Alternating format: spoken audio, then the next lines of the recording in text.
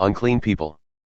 The Lord spoke to Moses, saying, Command the people of Israel that they put out of the camp everyone who is leprous or has a discharge and everyone who is unclean through contact with the dead.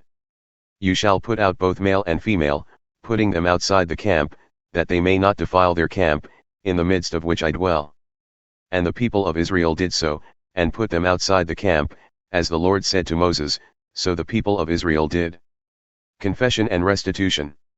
And the Lord spoke to Moses, saying, Speak to the people of Israel, when a man or woman commits any of the sins that people commit by breaking faith with the Lord, and that person realizes his guilt. He shall confess his sin that he has committed. And he shall make full restitution for his wrong, adding a fifth to it and giving it to him to whom he did the wrong. But if the man has no next of kin to whom restitution may be made for the wrong, the restitution for wrong shall go to the Lord for the priest, in addition to the ram of atonement with which atonement is made for him. And every contribution, all the holy donations of the people of Israel, which they bring to the priest, shall be his. Each one shall keep his holy donations, whatever anyone gives to the priest shall be his. A test for adultery. And the Lord spoke to Moses, saying, Speak to the people of Israel, if any man's wife goes astray and breaks faith with him. If a man lies with her sexually, and it is hidden from the eyes of her husband, and she is undetected though she has defiled herself, and there is no witness against her, since she was not taken in the act. And if the spirit of jealousy comes over him and he is jealous of his wife who has defiled herself, or if the spirit of jealousy comes over him and he is jealous of his wife, though she has not defiled herself, then the man shall bring his wife to the priest and bring the offering required of her, 1/10 of an ephah of barley flour. He shall pour no oil on it and put no frankincense on it, for it is a grain offering of jealousy, a grain offering of remembrance, bringing iniquity to remembrance. And the priest shall bring her near and set her before the Lord.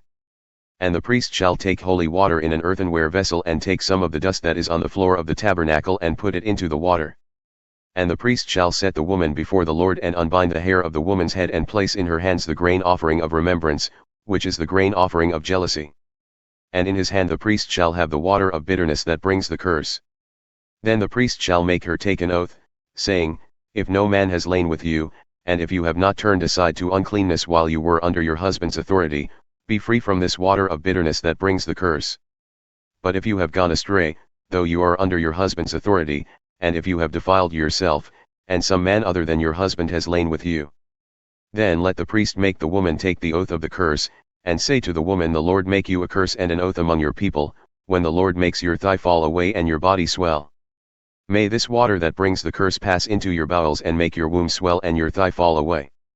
And the woman shall say, Amen, Amen. Then the priest shall write these curses in a book and wash them off into the water of bitterness. And he shall make the woman drink the water of bitterness that brings the curse, and the water that brings the curse shall enter into her and cause bitter pain. And the priest shall take the grain offering of jealousy out of the woman's hand and shall wave the grain offering before the Lord and bring it to the altar.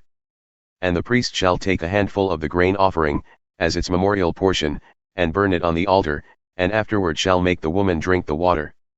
And when he has made her drink the water, then, if she has defiled herself and has broken faith with her husband, the water that brings the curse shall enter into her and cause bitter pain, and her womb shall swell, and her thigh shall fall away, and the woman shall become a curse among her people. But if the woman has not defiled herself and is clean, then she shall be free and shall conceive children.